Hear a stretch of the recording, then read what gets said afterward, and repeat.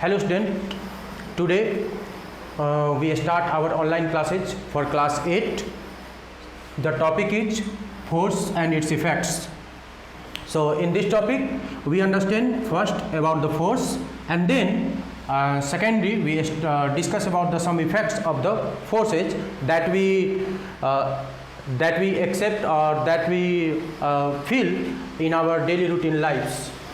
So what is force? If we define the force, so in simple way, a force is either push or pull behavior on any objects.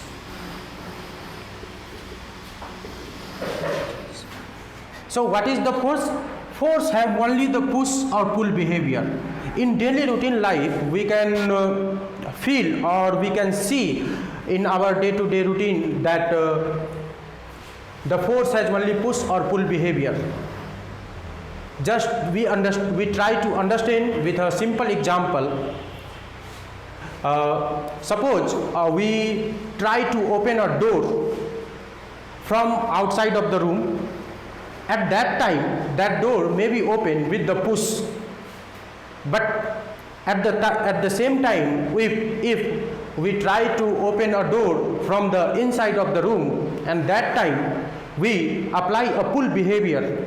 So on the same object, we try to open a door, but at the same object, from certain directions, there is a push behavior of the force that will be exerted, and in certain directions, there is a pull behavior of the force that will be exerted on the same objects. So force is either push or pull behaviors. So what is force? So it is push or pull behavior, but we add a term energy with a force, because force provides energy that creates some disturbance in any objects. So basically force is either push or pull behavior through which we transfer our muscular energy, we transfer some mechanical energy, some muscular energy, or some different form of energy through any any objects, due to which that objects show some phenomena, some changes. So in daily routine life, we can see the different effects of force. In different effects of force. So first effects we are discussing that force can change the position of an object. What does it mean? Just suppose we take an example that we have a block of mass 5 kg and we try to displace from one position to another positions, or we try to displace from one point to another point of that block. So we either apply a push or a pull of that object. So the force that can change the position of an object. Suppose a footballer kick the footballs, so they apply a push force on that football, and the football changes their positions from one point to another point. The second, the force can accelerate the object. Here accelerate means speed up or speed down. So in daily routine life we can see many of the examples.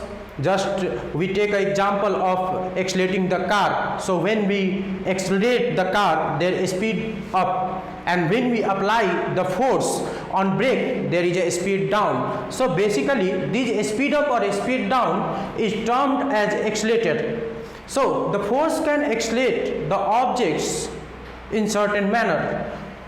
When the force will applied in a greater way, when the force will applied in a direction of motion, then the object of motion will be speed up, then the object of motion will be increased.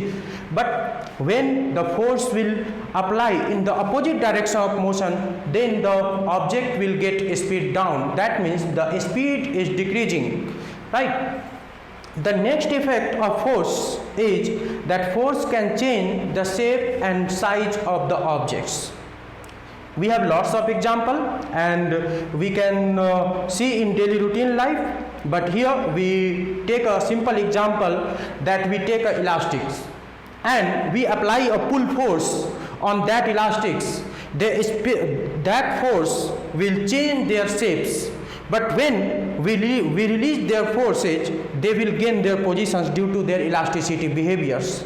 So that force can change the shape and size of the objects.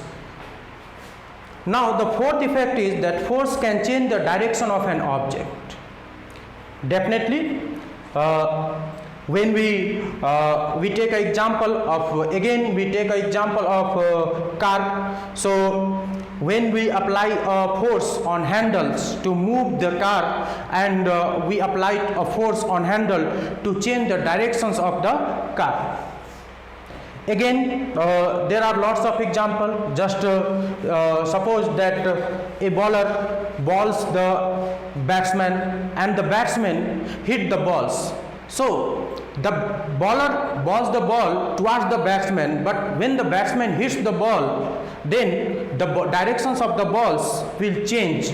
So the direction of balls get away from the batsman. So first, when the bowler balls to the batsman, the ball moves towards the batsman. When the batsman hits the ball, then the ball get away from the batsman. So what happens?